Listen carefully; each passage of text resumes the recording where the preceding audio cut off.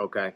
If it is in the aquifer, I'm honestly not sure. I think you would want to see blacktop under where the vehicles are going to be parked. Okay. But that's my opinion. What's the Yeah, rest of the board? that seems to be what the aquifer bylaw calls for. Okay. Because we came up with this when the Subaru dealer wanted to store excess inventory in front of the restaurant over by Lowe's. Pulse. In front of Pulse on the gravel, and that was sort of a stumbling block at that point. So something of the aquifer bylaw says something like more than three or four unregistered vehicles have to be parked on impervious surface. Okay.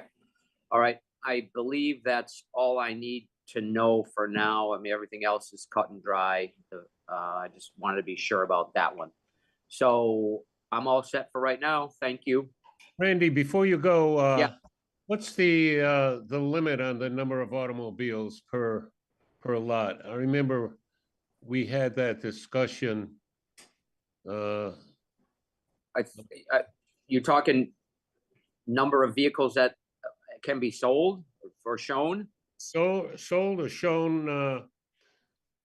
I think it's got to do with the size of the lot, Joe. There's so many square. I think we decided it was 75 square feet per car that we needed for parking. These kids, he's looking for 5 or 10 cars. By the aquifer map that I've got, I think it's the most recent one we've got, Randy. Yeah. That is not in the aquifer. Okay. All right. Well, that settles that. It kind of cuts it from East Street down through, if you would, the southern part of Middle Street, on the other side of Route 9, and from West Street to 47, along Route 9, nothing is in the aquifer. Okay, great. All right. Thanks a lot, Jimmy. I appreciate it. Okay. So I'm good. Okay. Next up is Tammy Borwell. Boutwell. Hello. Hello. Hi, it's Boutwell. Okay. I'm taking over Dee Dee's position in the building department, and Tom asked me to sit on this meeting tonight. Oh, okay. So I'm just listening. I couldn't, you're in shadows, so I didn't recognize Yeah, you. it is a little dark in here. Didn't And realize that. Your computer says you are Borwell. Borwell? Yeah, Borwell. Oh, it's Boutwell. Anyways, I'm just here to listen tonight. Okay. Welcome. Thank you. Next up is Craig Della Penna. Hey, can you all hear me now? Yes, sir. Okay. Well, my name is Craig Della Penna, and with this hat I'm wearing tonight, I'm the president of a group called Nawatic Network. It's a 501c3 that you may have heard about it in the past. It was a millennial trail. All states were asked by the Federal Highway Administration back in the day, turn of the century, to choose a trail that was exemplified, nice rail trail in your state, your given state. There were 2 entries in Massachusetts. The one that won was the Nawatic Network. And I was on the original board years ago. And in 2017, they contacted me to say, actually 2017, they contacted me to say that they were all tired and accomplished all they set out to do, which was betterments along the state DCR rail trail project from, say, Northampton off to the west side of Belchertown, passing through Hadley. And when I came on the board, we expanded the board membership to be people along the entire 100-mile corridor, and expanded the mission to be just about the westernmost 10 miles of the state park that passes through Hadley. We are about the 100 miles now. So currently we are 63 miles open today with another 12 miles under construction. We will be at 75 miles at the end of this year, I think. We currently have 96 and a half miles of the 104 miles are in some kind of public protected status. There were actually 4 linear thinking land trusts reassembling this corridor. Even Belchertown has 7.5 miles of their 10.5 miles are in public ownership now. And we commissioned a report this past year that showed if the trail was completed, we would, the citizens of the Commonwealth would be having $200 million a year coming into the state from people coming into your community with bikes only or walking. And so next step is to get all the communities, there's 26 communities on board on the corridor, to get them to write letters of support. I know that this is a state park here in Hadley, and but we would like to have a letter of support. I know that the planning board here is contemplating this, and we're going to be before the select board, I think, tomorrow night. I will get little brochures about the project to your town hall tomorrow, so you'll all be up to speed. If you go to finishtherailtrail.org, you're going to see a host of information on there. We currently have 6 communities of the 26 that have written letters of support. We'll have probably another 3 more before March.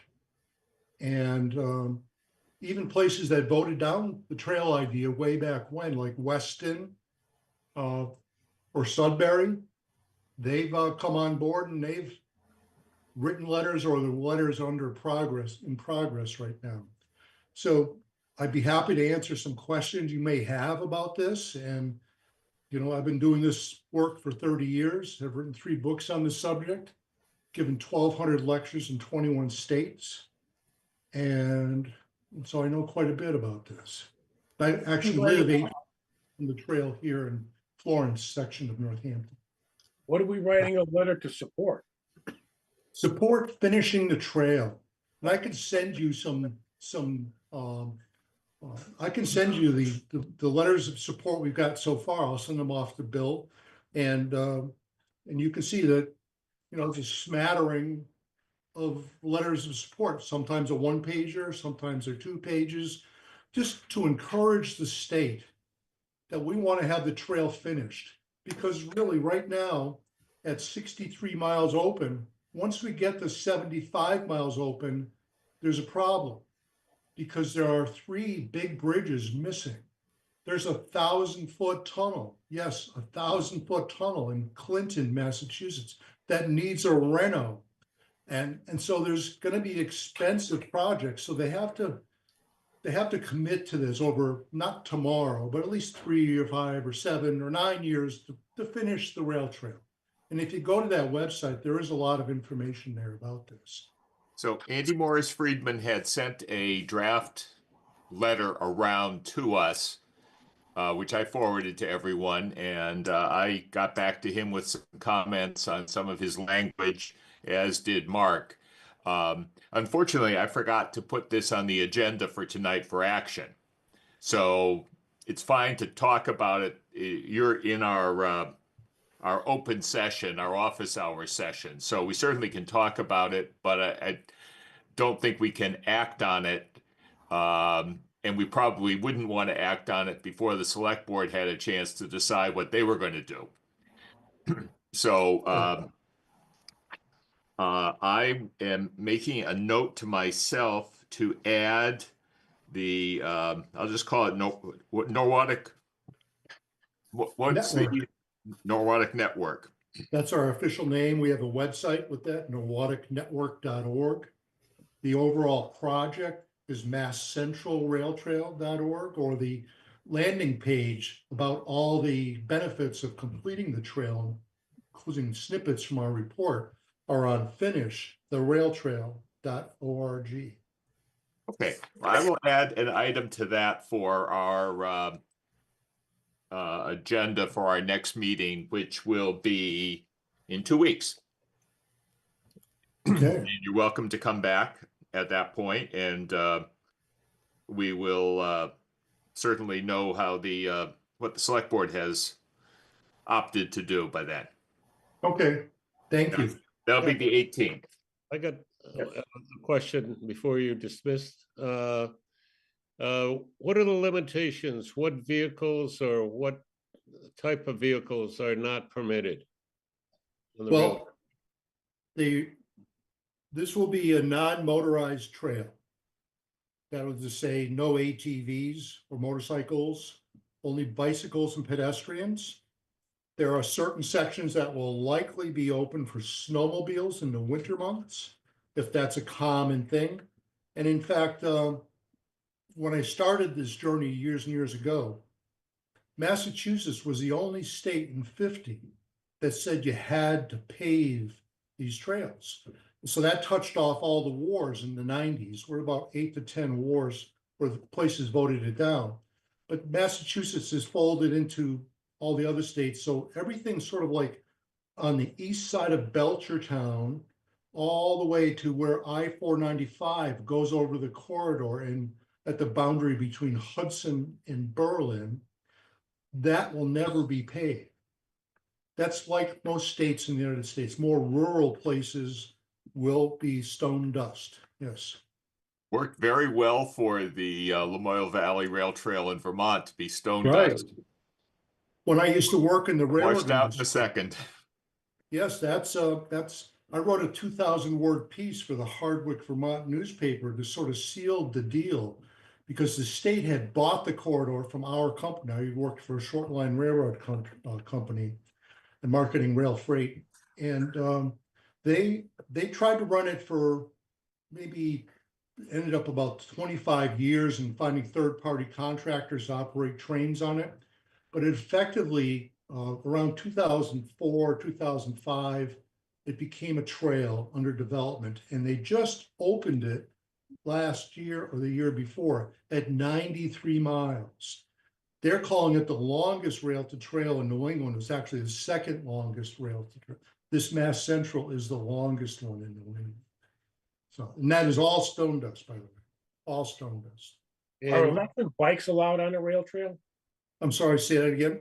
Are electric bicycles allowed on a rail trail? Class 1 and 2. Class 3, not allowed. Class 3 are the big balloon tires. And I live 8 feet from the trail here in Florence, and we can know that the illegal Class 3 bikes are out there because it's typically people with the baseball cap on backwards and smoking cigarettes on the trail. So I think they've been caught DWI at some time in their life, and they're now riding an electric bike. But those are verboten, though it may not be enforced at the municipal level all the time. But Class 1 e-bikes that's a pedal only assist. If you're not pedaling, there is no assist. Class 2 will have an assist with a little button that you can ramp up a little more assist, but a maximum speed of 20 miles an hour. And that's what's currently on the laws.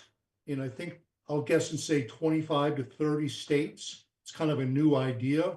And they're going by the bicycle industry suggestion for Class 1 and 2 to be allowed on shared use paths. That's the technical name for these projects, shared use paths. So you're going to see more of them, particularly with elder people who might like to go for a long bike ride, but they don't have the capacity as they used to go for longer distance. So it keeps them in the game, so to speak. Yes. who will police that? Well, there is no real environmental police on state park-owned corridors, but it is the municipal governments will enforce it. Most trail projects are municipally managed, state parks is not the norm, not the most common place. But if there is someone on the trail using an e-bike that's not permitted, and as we go further into 21st century, you'll see more and more about this, and the municipal police would be able to step in, I think, if there was a problem that where somebody refused to be off the trail or was doing things that were not nice to other neighbors. So it's like general police. Overall maintenance, trees will grow over like they do at Hadley. The roots will eventually cause bumps in the blacktop like many sidewalks have. Hey, Who, the whose responsibility, town, state, or who fixes it? if it's managed and if it's owned and managed by a state agency, they will deal with it. If it's owned by a municipality, they will deal with it. On stone dust paths, that bumping you mentioned does not occur. The this and I know in the last go around when they came through and repaved the trail and widened it in certain sections, the part through Hadley, there are certain species of trees that will have naturally shallow roots that will buckle pavement. And so if those trees are removed and replaced with trees that have naturally deep roots, the problem will not come back. So, Well, whose bright idea was it in Hadley to incorporate ground up glass into the black? We're kind of off topic. No, but this had a lot to do with maintenance and responsibility. They were coming to the town to repair the problems. It's been replaced though. It's done. well, I can speak to that in 10 seconds here. The mistake was the contractor put the glass in the top coat. It should have been only put in the base coat, not the top coat. Okay, good. Thank you. Thank you. See you in 2 Hey. weeks. Next up, I have only identified as Mary. Hello. Hello. I wrote an email just asking, I recently got approved to run a small business here, horseback riding lessons and work with animals. And in the letter, I hadn't realized that it was cut off at 4 p.m. So I just wondered if it was possible to extend those hours so that I could teach lessons in the, right now there's not enough light, but in the summer, I'd like to be able to maybe go to 6. Yeah, I don't see a problem extending your hours. I believe you're Mary Campbell. Yep. I believe you're also interested in expanding the business to other things. Was that correct too?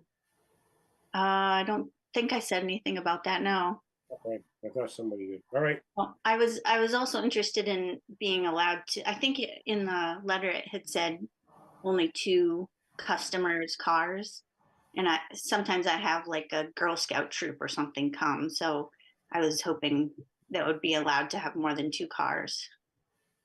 What the bylaw says is that you have to park in your yard Mm-hmm. or on the street in front of your lawn.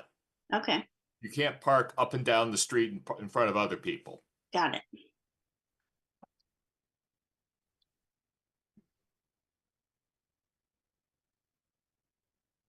So I can do it for will your driveway hold more than 2 cars? Yes. How many? I think about 8 people. 8 cars? 8 cars, yeah. 8 cars.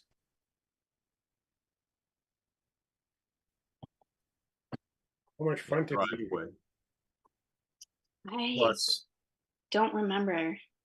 I would guess you could park like 6 cars across the front of my house. I could get that info for you. that would be helpful.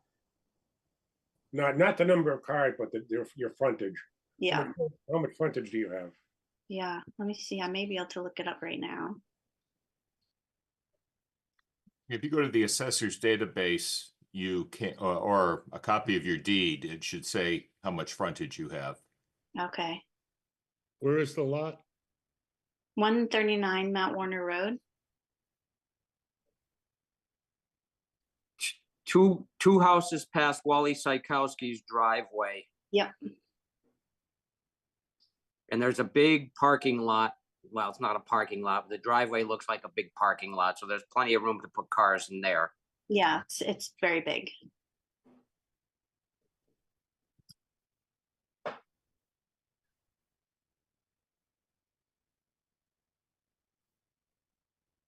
Well, hang on a second. I can get the assessor's database here.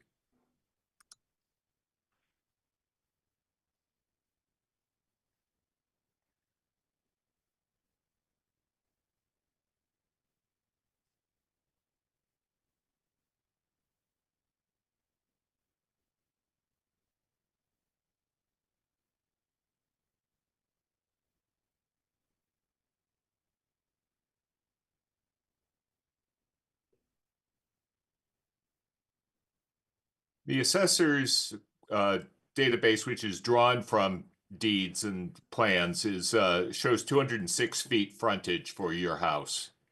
Okay.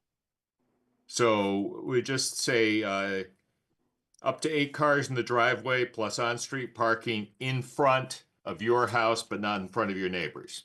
Hmm.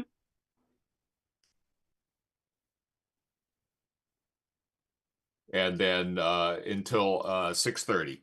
That sounds great. Okay. The reason we specify that is that the bylaw calls for the hours to be spelled out in the decision. Hmm. And we probably asked you about it at the time, but Probably. okay. Okay, so we'll just write up. So I'll make a motion to amend the decision by extending the operating hours and extending the 8 cars in the driveway plus on-street parking in front. Great. That is the motion. Do we have a second? Anybody second it? I'll second it. Motion and second. Any other discussions? Hearing none? All in favor? Roll call vote. Dunn, aye. Dwyer, aye. Samansky, aye. Rodnick, aye. Motion passes 4-0 with 1 absent. Very good. Okay, thank you very much. Okay. And that brings us to Cyrus Safi.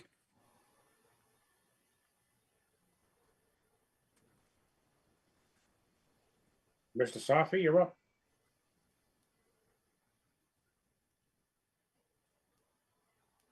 Hello, everyone. How are we? Good. Let me see if I can get the video going. Okay, thanks for having us again.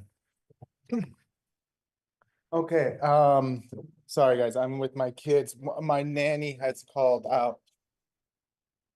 So we're trying to, per our conversation, Noel. We had to come back with our signs to get approved because we didn't finalize the signs for the 101 East Street project. Okay. So, I've discussed that with Scott and Scott from Sign Technique. So I have some diagrams to show you guys if that's the way to go about it. Yes, go ahead. Just a second. Okay, you can screen share now. Okay. Yep, let's see. Screen share.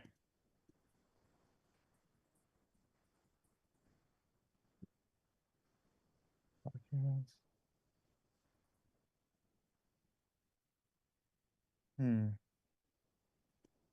Trying to see how, so we press this slides as background, documents, screens. it tends to work better if you open up the PDF or whatever you want to share Okay, first on your desktop. yep, Then hit the share button at the green button at the bottom of the screen. The Zoom screen. It'll be easier to find what you want to share if it's already open.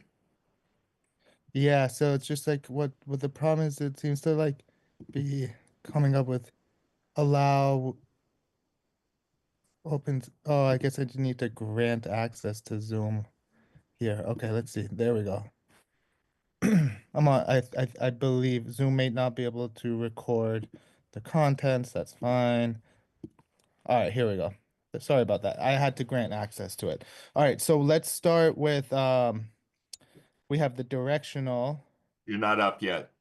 Yeah, here we go. Oh, okay. Okay, perfect. So on this is the sign we wanted to go with ultimately. So we got rid of the top part that said 101 East Street Okay, because this is on Route 9 to get rid of that confusion. And this is the signage that this is what it was gonna say. okay, And then we discussed we're gonna have this logo on the east and the west facades of the building, or up against the siding towards the top. In the gable. Mhm. will these be illuminated? Externally, Okay, yeah. And then there was some confusion with us, but there it is. A directional on East Street. okay, you may want to say East Street, not East Avenue. Yes, I had him correct that. There it is. There's East Street. Yeah, yeah. And Agreed. that's at the end of the driveway? Yeah, that would be exactly right at the end of the driveway. Okay. They sent one with the logo and everything, but I figured that there should be no marketing on this one, so we just have it say 101 East Street. They comply with signage. Excellent.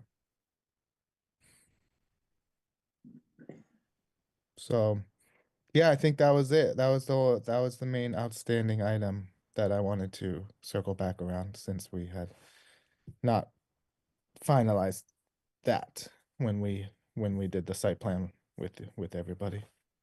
Okay, so first thing, would you please forward to me the planning at hadleyma.gov, the all three of those. Absolutely. Yeah.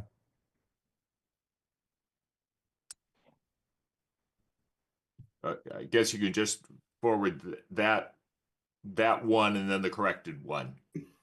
Yes. Okay, cool. Yep. Got it.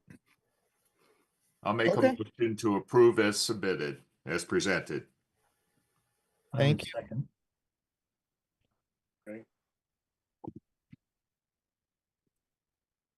That's your motion, Bill? That's the motion. Approve as presented. Okay. Do you have a second? Yes. And by Mark? second. Yep. Any other discussions? Hearing none, all in favor? Roll call vote. Dunn, aye. Dwyer, aye. Maximowski, aye. Zagradnik, aye. Motion passes 4-0-1. Absent. Thank you. You're gonna write that up, Bill, as an addendum to the approval. You want me to do it? I think if he sends me those, I'll forward them to you and just do it as a use your sign approval Okay, model. all right. Thank you. Making progress there. I see the buildings down, lots being cleared, so. Yeah, that happened pretty quick. It's pretty exciting. We have secured the financing as well. That we've closed on the loan. So Okay. that was a big hurdle for Much sure. better sight view with that thing gone out of there. Yeah. Yeah, hard to, it's a pretty decent size. It's a nice corner. The lot was a little hard to see it. It was so close to Route 9, right? So Yeah. close, it was in Route 9. It was the corner. Yeah, Probably as close as Town Hall, right? So, yeah, we're hoping spring 2026. okay. Good luck, thank you. Thank Yep. you very much. You stop screen sharing, Yep, sounds good. very good. What's the expression? Keep smiling? Keep smiling, that's right. That's it for, unless anybody else has, any other questions that are not on the agenda. That's it for the open session. Okay. Mr. Kyle, I believe you're up. Good evening. Good evening. Good to see everybody. Happy February.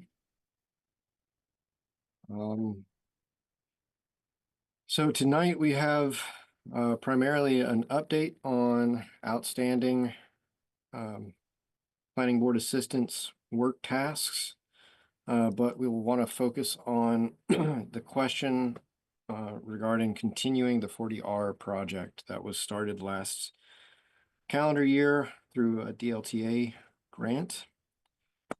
I sent a progress report that I will share and kind of use as my guide to talk through the topic. So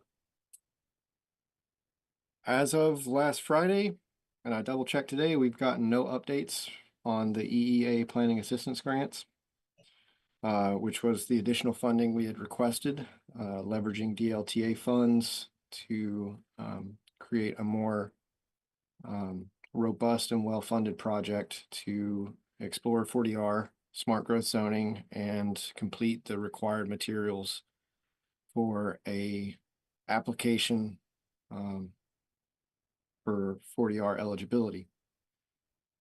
So thanks to the Select Board and the Affordable Housing Trust and the Planning Board, we have the option of using PBA monies to continue the engagement process for the 40R project until we receive a final announcement from EEA.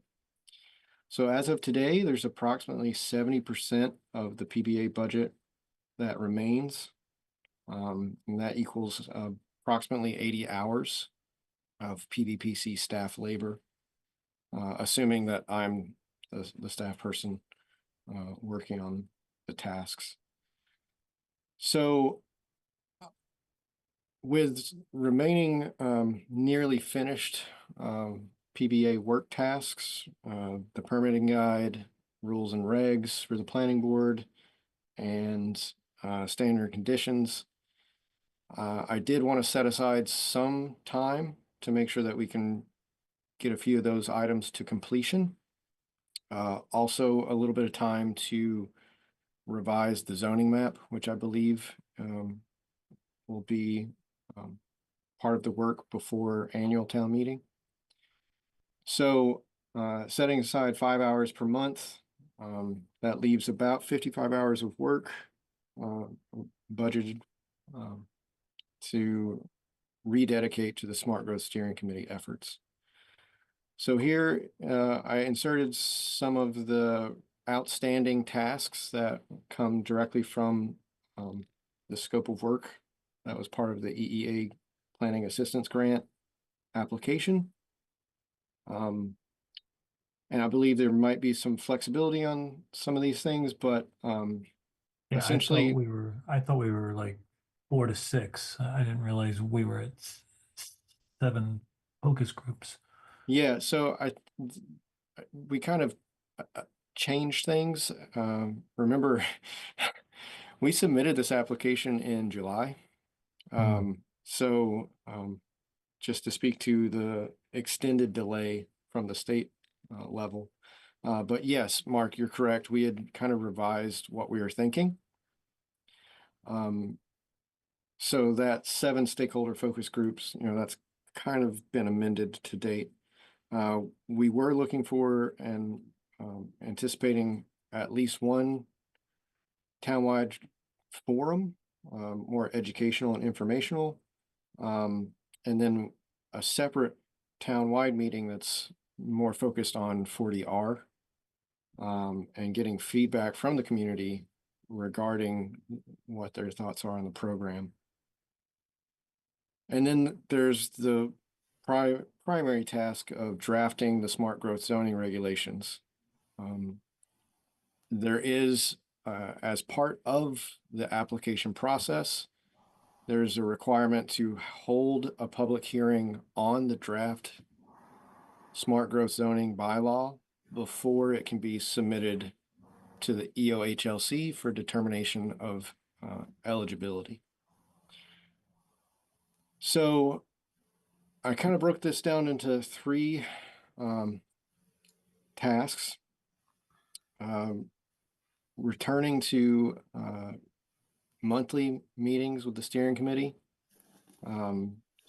trying to restart that group by the end of the month, budgeting about 10 hours for those recurring meetings, and then considering scheduling fewer focus groups and possibly a couple of listening sessions. I know that through the wonderful work of the volunteers of the steering committee, a large group of fact sheets, I believe it was 12 or so fact sheets, were drafted. And I think that helps kind of preempt some of the confusion that the community might have on topics related to smart growth zoning broadly.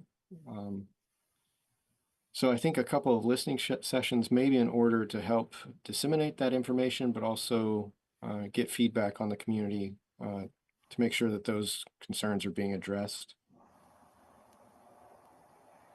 We can schedule a lot of these, particularly the focus groups, on a single day for more efficient use of time and funds.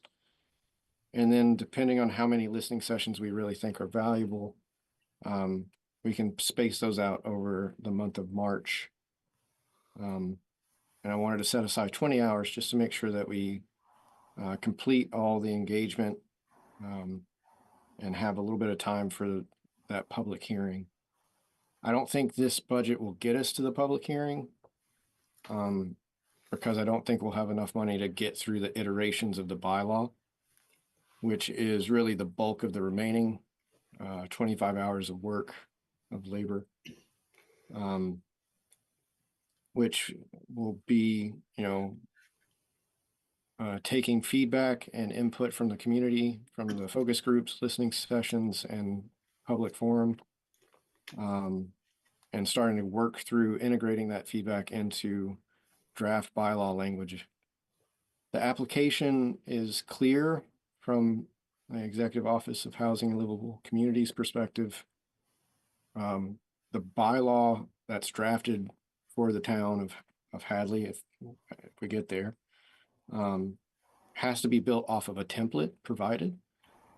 So there's some efficiency there because, you can start plugging in details and there's some kind of boilerplate language, but we'll want to make sure that we are aware of the rest of the zoning bylaw to make sure that whatever draft we start on really aligns with existing zoning, particularly with procedures and administration and the like.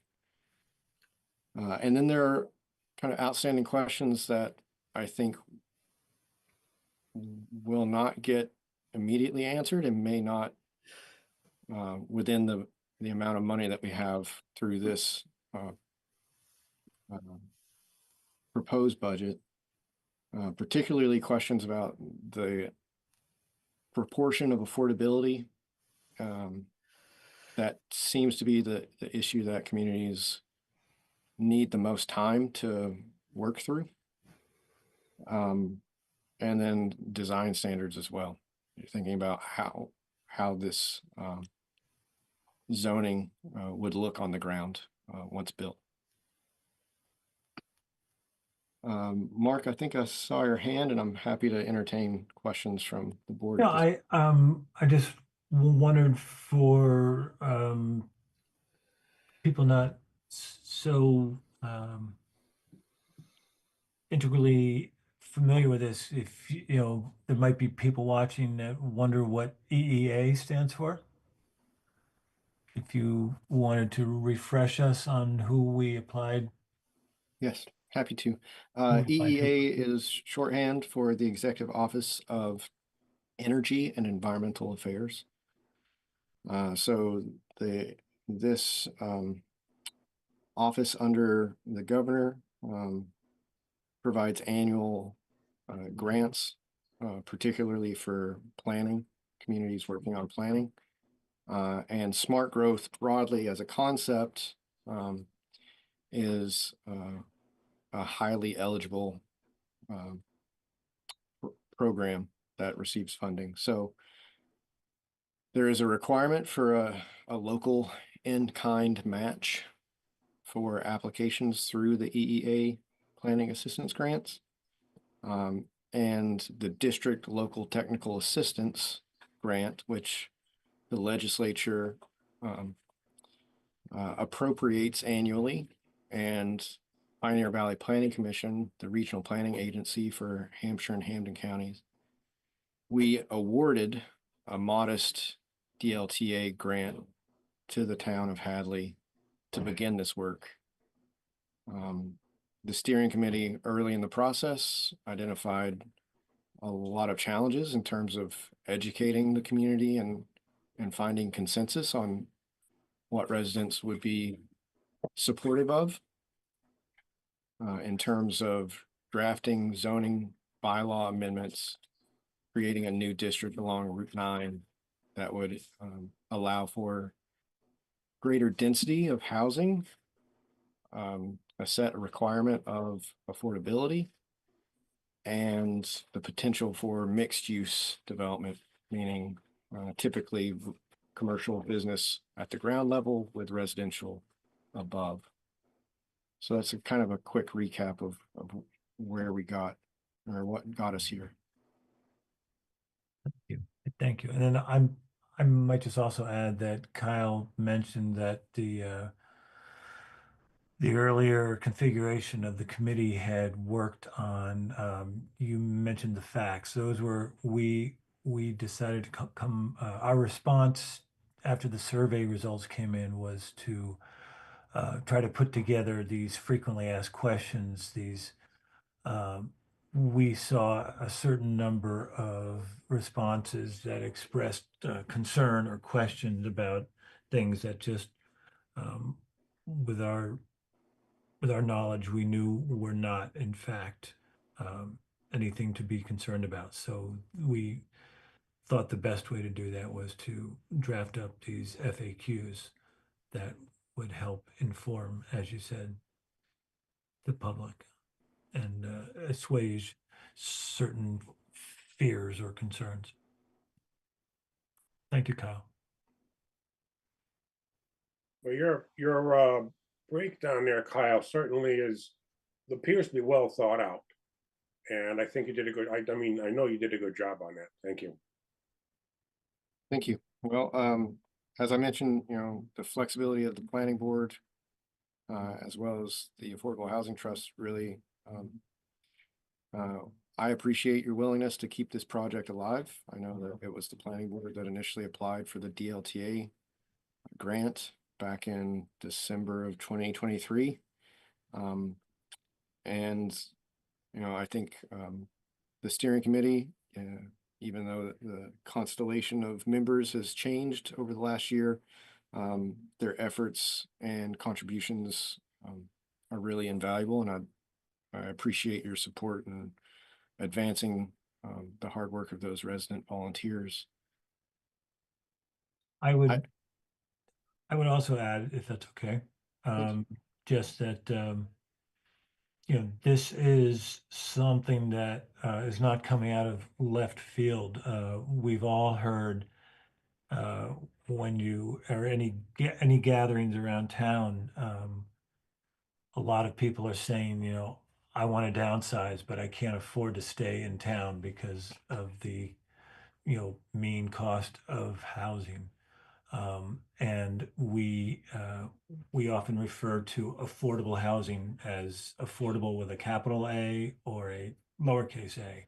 And usually those conversations that you hear around town are with the what we call the lowercase a, like just isn't affordable to your average citizen. And then the capital A is the state mandated guidelines that Kyle can recite better than I can, but I think that they have two or three classifications. There's, if you're below the mean average income, at and or slightly at the higher end of the mean, there's categories. And so often when the state funds affordable housing bill, there will be a mix of those.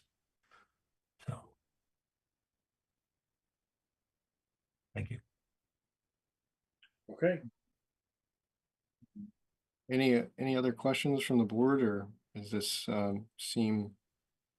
no, I'm assuming you're looking for a motion to allow you to use the balance of the 55 hours that you've got laid out there, Kyle? That would be sufficient. Yeah, that'd be clear enough guidance, I believe. I would make that motion. I'll second it. Motion and second. And if we're in discussion, Mr. Chairman, I'm assuming that if EEA comes back and grants us, then we could, you could claw back any amount of that that is covered by the grant, correct? I would assume that that is correct, yeah. Okay. Any other questions, comments? Hearing none, roll call vote. Dunn, aye. Dwyer, aye. Maximowski, aye. Zagradnik, aye. Motion passes 4-0 with one absent. Okay, you're back in gear, buddies. Thank you, gentlemen. Kyle, Mark. don't be calling this planning board flexible. You're gonna give us a bad name. Oh, no, sorry. I do appreciate it, though. I do appreciate the support. Mark, I will follow up directly to determine when we can get started with our next steering committee meeting.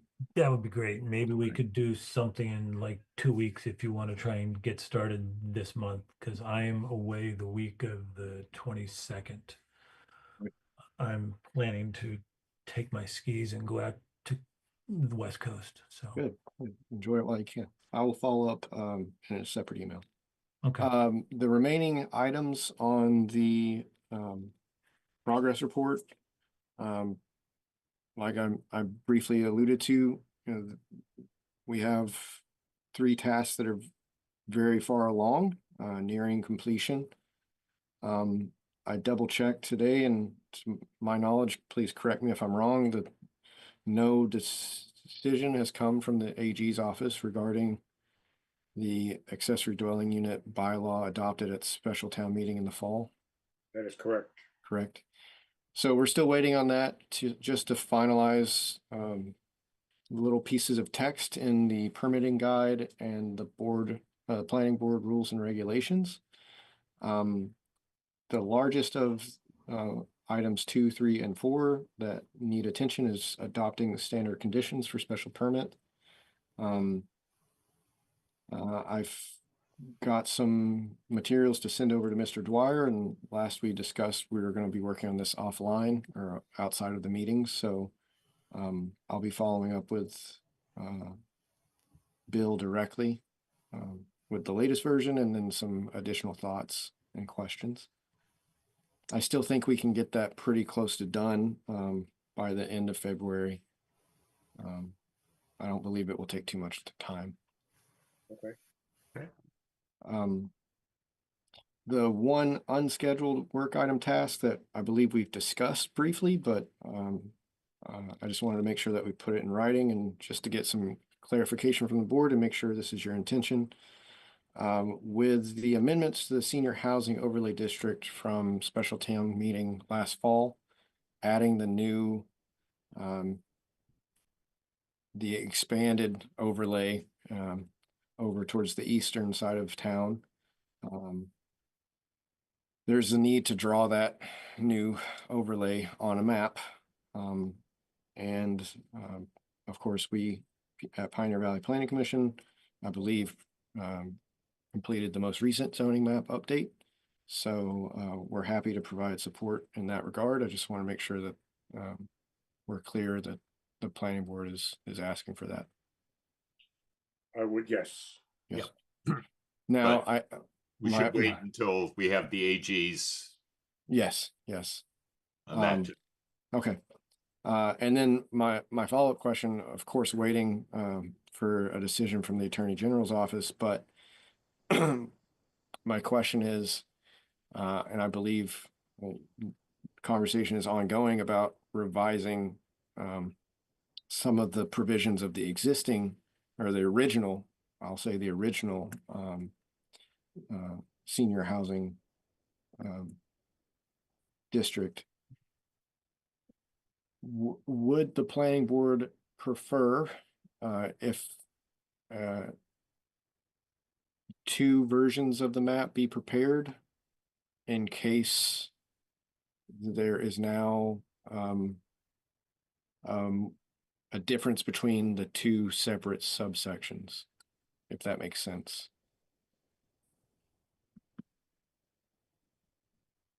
I think we would want to wait until the Attorney General decision, what we just voted on.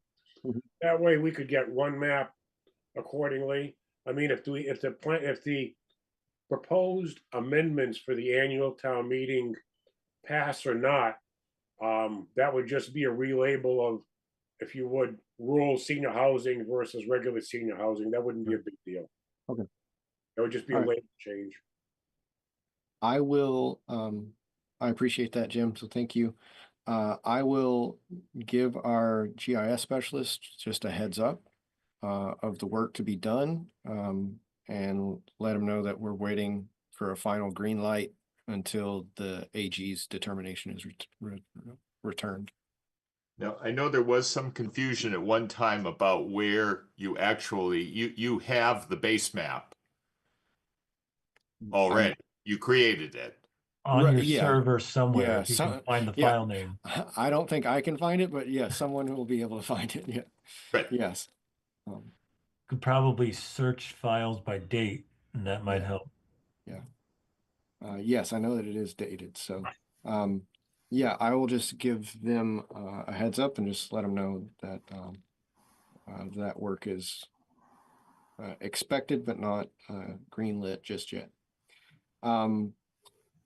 The unscheduled item number 2, I don't believe we'll get to with the board's decision to prioritize the 40R project. So that was just to advance the topic of reviewing and updating the inclusionary zoning bylaw, section 25. So I think that one will have to continue to be on pause until hopefully the EEA planning assistance grant is announced and awarded. Is the payment in lieu covered under that, or? Yeah. Okay, Calculation of fees in lieu. yeah, yeah. That was primarily the work was to bring the entire section up to speed or up to date, but really focusing on getting that detailed Yeah. because it's been an ongoing kind of question and debate. Right now, the stance the planning board has taken, at least I'll speak for myself, is we're not going to allow payment in lieu. It's just too Right. difficult. Yeah.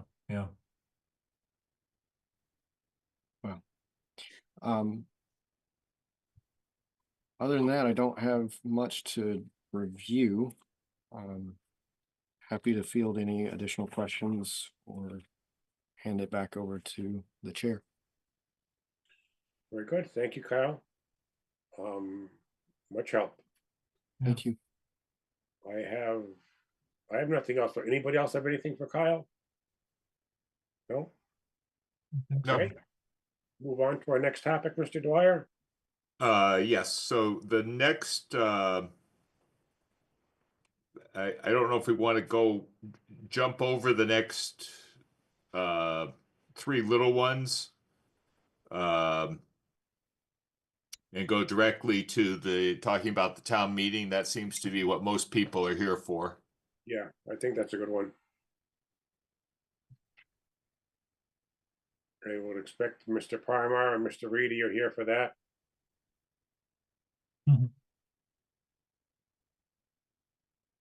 Oh, it's Tom Reedy. I thought it was Tom Brady. We look very similar, Mark.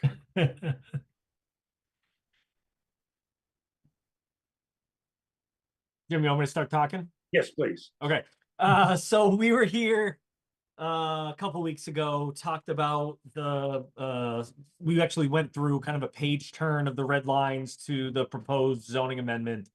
I think for the most part, I don't want to speak for you, but it seemed like most of the changes were okay. There were a couple of items that I think we needed to do some follow-up on. And so one of those I know was a conversation about the sufficiency of the utilities in the area. And I think we've heard from a couple of different sources, including DPW director, that water and sewer is sufficient. There's sufficient capacity for both systems to handle increased development. We also, we talked about density a little bit. And I think one of the things the board wanted to do was noodle what sort of density modifications, if any, they wanted to make. If you recall, we had suggested potentially allowing the board to waive it or to modify it. And I know Mr. Dunn had some thoughts or concerns about that being potentially too open-ended. And so that was something we didn't answer. We've just kind of left that, and I will leave it again for further discussion.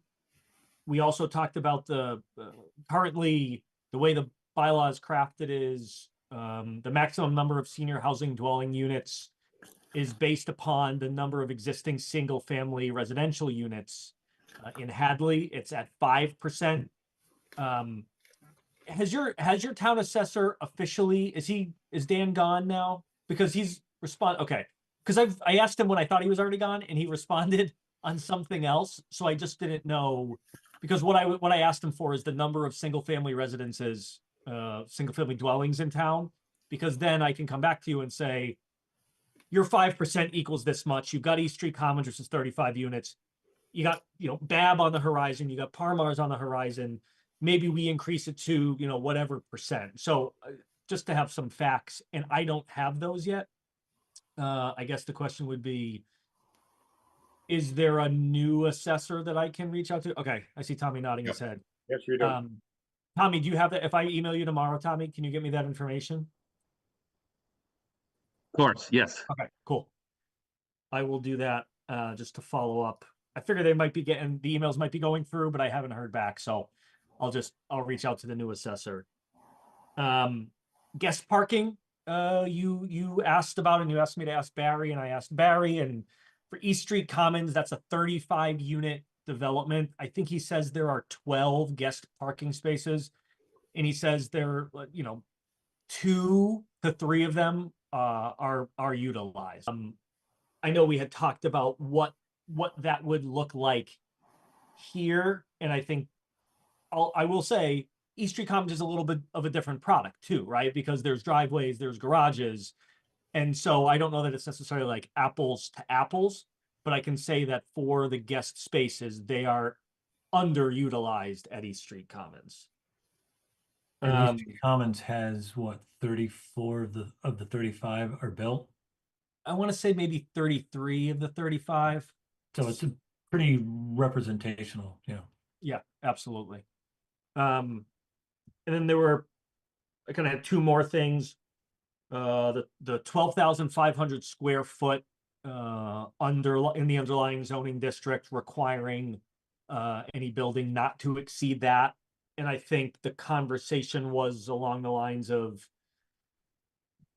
yes, you don't need to, because it came from an earlier generation of thought with the bylaw. I'll leave that one here too. So far it's kind of density and the 12,500 that we haven't really kind of opined on. And then the last piece was for us to prepare a rural map. And I've heard maybe Kyle's group is going to do that. We're happy to help, however you want us to. And then I can draft a simple warrant article and send it along to the board, just like we've done in the past. So for me, the list was really density, percentage, guest parking, and 12,500 square feet. Guest parking, I think we allowed it 1 space per 4 dwelling units, and we said unless reduced by the planning board upon a showing of alternative transportation access, we would stick by that as the suggestion. And then for the percentage, I think we just need to wait to get the numbers from town, because once we get them, then we can make an intelligible decision of, is it 10%, is it 15%, is it 20%, what is that? And I don't have that to tell you what that would be. So those would be our suggestions. And then, like I said, density and 12,500 square feet.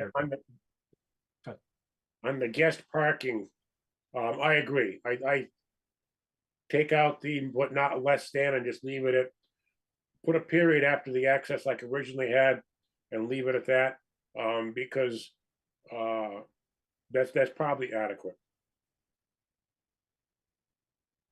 Okay.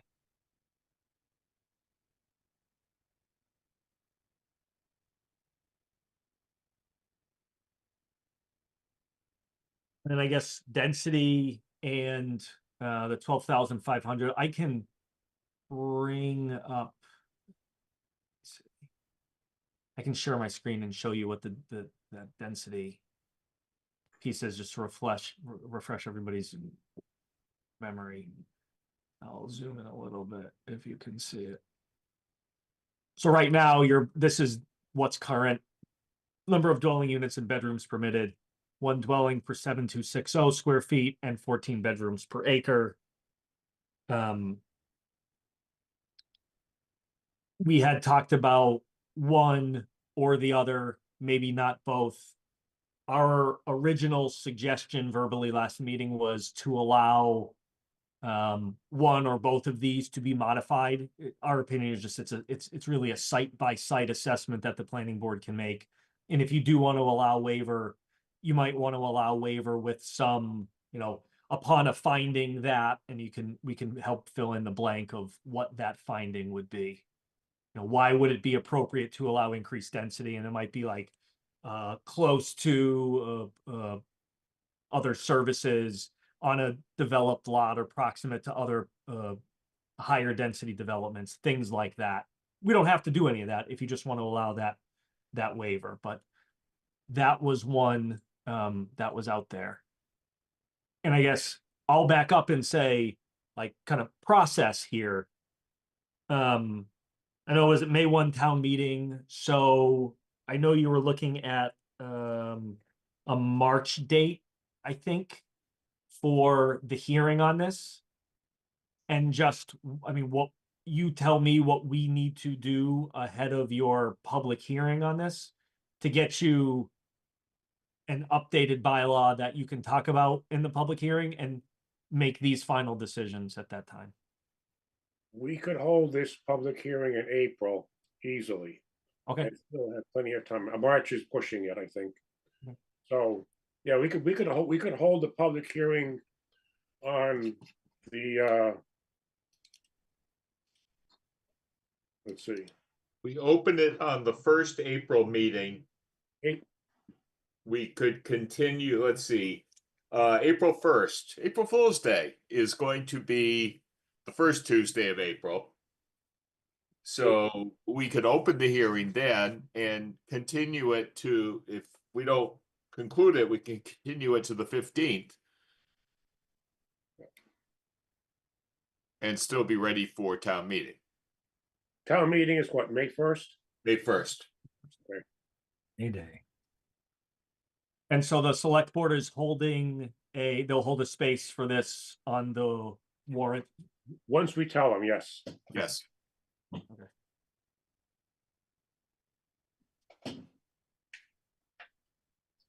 And so if you've got an April 1st hearing, it's 2 successive weeks, so you're looking at Gazette publication, in about a month.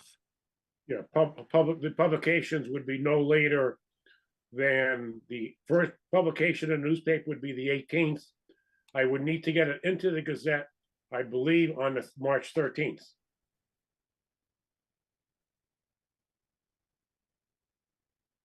Okay. And so between now and then, what should I be doing besides drafting the warrant article and updating this red line to reflect at least the guest parking, and then when we get some more information, the percentage? Yeah, if you wanted to just isolate out, instead of wrestling with the whole thing at once, just isolate out 27.5.3 and just put your suggestions together for that. Or we could just approach it this way, just come to it. But yeah, why don't you play with that? Okay. See what you can come up with.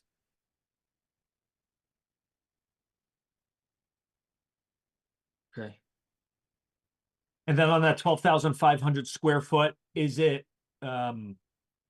okay to place language in this bylaw that causes this overlay district to supersede that underlying zoning district? To me, that might be if that's what you want to accomplish, that's probably the easiest way to do it. Yeah, I don't think we want to change the 12.5 for the rest of the district, but in conjunction with senior housing, that would be, we could create an exception in this bylaw. Right, yeah. And upon findings of some sort, such as that the appearance, whether by setback or shielding or landscaping, just the reason we adopted 12.5, and that's a 12.5 footprint with 3 stories. So the hotel that is on the site already shows you how big a building you can build under the current village center overlay. The fact that these would be a little bigger, yeah, I don't think we want to let that just be that we want to go. I don't think we want to just say, oh, it's okay to go bigger in the village center overlay. But for this, meeting this goal, and if there is, you were talking about disguising it in some way so it didn't look massive. We just don't want something massive at the entrance to the town. Yep. But with good design, we're what is the Supreme Court justice whose definition of pornography was, I know it when I see it. Yeah, we're not designers, but you can surprise us with something that looks great. Then we'll tell you if we like it or not. Okay. Thank you. Yeah, and Tom, I think referring to building massing as viewed from public ways or something like that might be a good way to describe what they're getting at. Yep. And that's a term the architects will actually understand. Yep. Okay.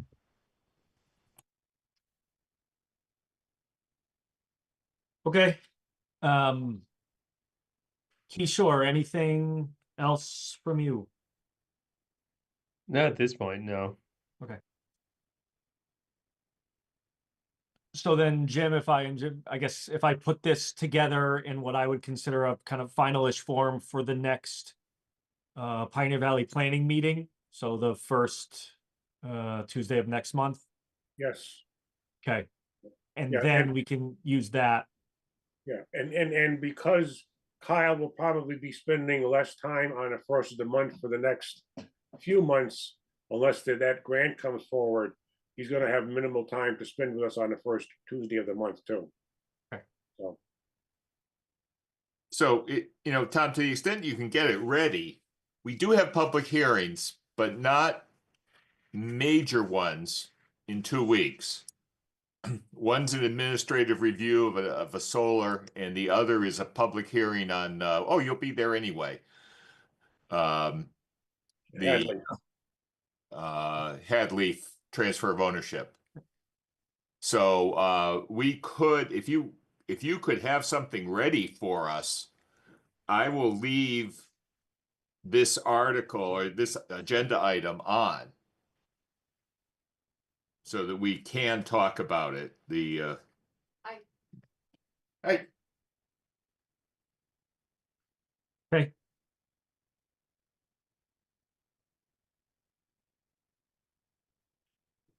I can get that to you Valentine's Day.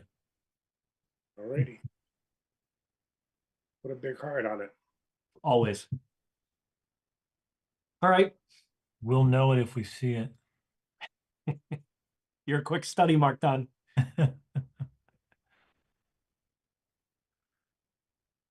Okay. Thanks a lot, everybody. See you soon. Thank you, Tom. Thank you, Kishore. Yeah, thanks. And so that'll also incorporate coming up with an article to rename the senior housing district that we just created, the expanded senior housing district we just created as the rural district. Correct. I did send around the bylaw that town council suggested to address the portion of the solar bylaw the Attorney General rejected, which basically just says that we now do not prohibit excavation in connection with, we just limit it to reasonably necessary excavation. Okay. Um, And that again is because we don't want them to build a underground parking garage or? yeah, well, we're very protective of Hadley soil because of its inherent value. So we don't want to have it hauled away.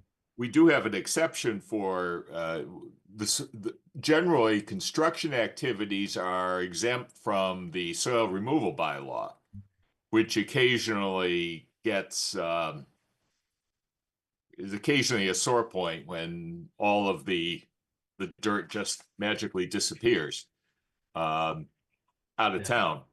But we can just limit it to the amount that's reasonably necessary, not let it be a profit center for the developer.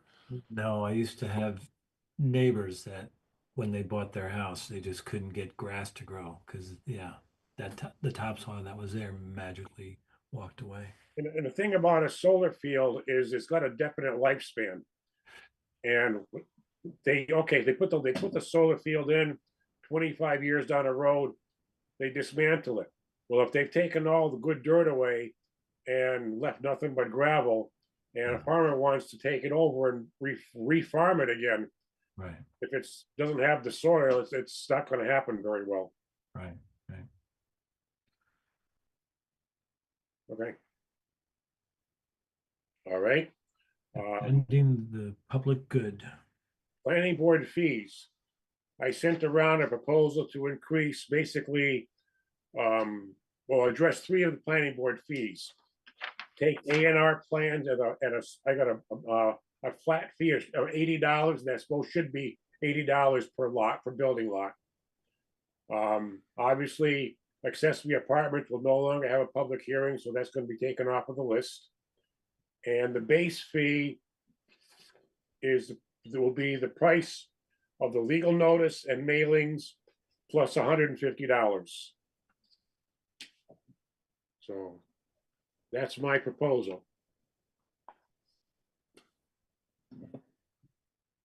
So Go ahead, Joe. Go ahead. Numbers sound reasonable? reasonable, sure. Yep. Okay, I think Randy could tell us that they're probably still cheap by local standards. yeah, but That's correct, Bill. So you're not gonna price anybody out of the market. so, I mean, we'll see how that goes. And, okay, I will get that on the next public hearing we have for something. I'll add that to the next public hearing as opposed to just putting something special out for it. Okay. And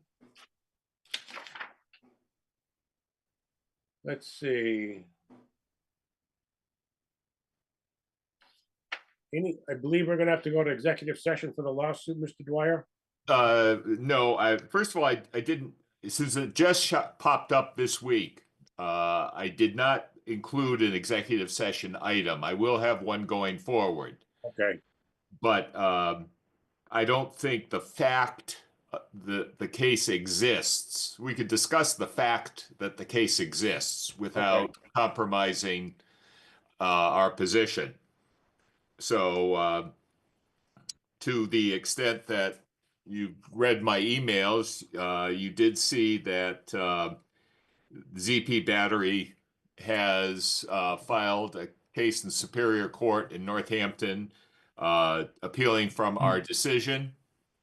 The clerk's notice was delivered on Monday, and she made Jim and I aware of it.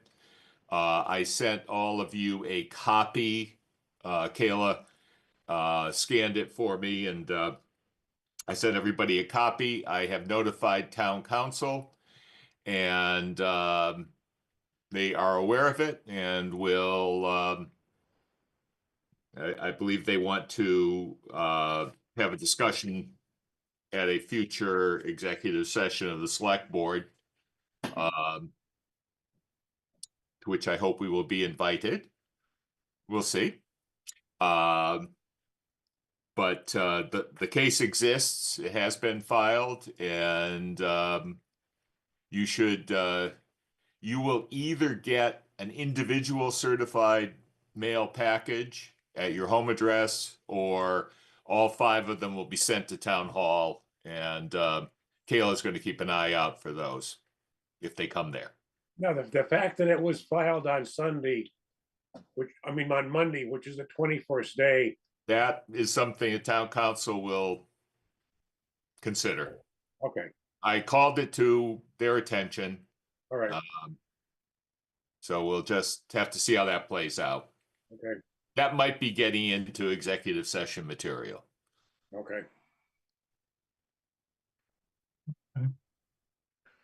The other thing I sent around, just for your information, were the state accessory dwelling regulations that have been updated. We got those from town council, and I sent those around last week. I don't think it requires any action on our part. I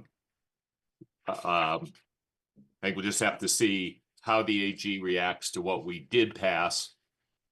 And it seemed to be mostly in conformance with the regulations. There's still a little gray area about whether the term bus station includes stops on bus routes or not. But again, I don't think we'll have a lot of that would only affect properties proximate to Route 9 and portions of Bay Road. Yeah, there was something I was reading about the town of Milton. They are kind of, let's say a bit stubborn, maybe is the best way to say it. And their determination came down, the reply was MBTA routes. since we are not an MBTA bus route, we might not fall into that category. But we'll have to wait and see. I mean, That was specific to MBTA. yeah. And a particular bus stop is just apples and oranges, a different magnitude than a station. You know, a station, you might get dozens of people, you might get, you know, yeah, that's just.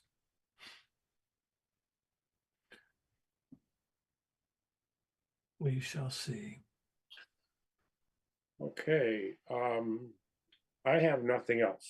Anybody else have anything? I don't. I have nothing else. No bills to pay? We're all set? Do you Okay, want to talk about the annual report for 2024? oh, yes. I Thank you, will Caleb. put together an annual, I will write the annual report. I see Mr. Kyle's hand up. Mr. Chair. Yes, The invoice for quarter two of the planning board assistance should be coming to the planning email address this week. We're Okay. finalizing that, so just wanted to give you a heads up.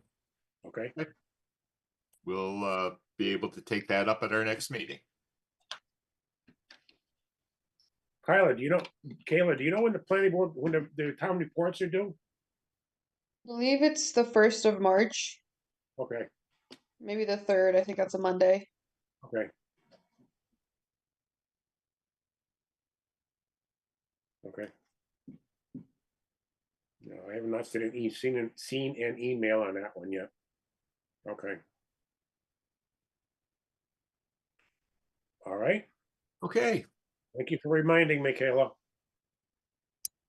Got it. Anybody else have anything?